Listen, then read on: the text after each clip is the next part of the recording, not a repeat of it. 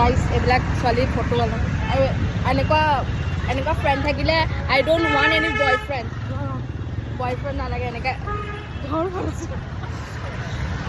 এনেকৈ ৰাস্তাত পাৰ কৰাই মোক গাইজ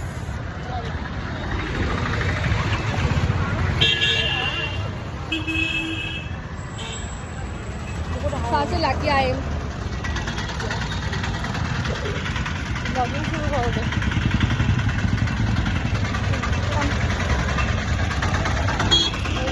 আমি মানে ৰাস্তাতে আহি থাকোঁতে দাদাক লগ পাই গ'লোঁ আৰু দাদা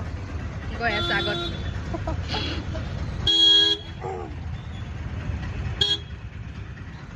তো আমি মানে আহি টাউন পাই গ'লোঁ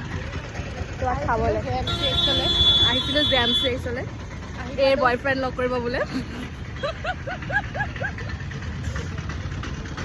Oh, sorry.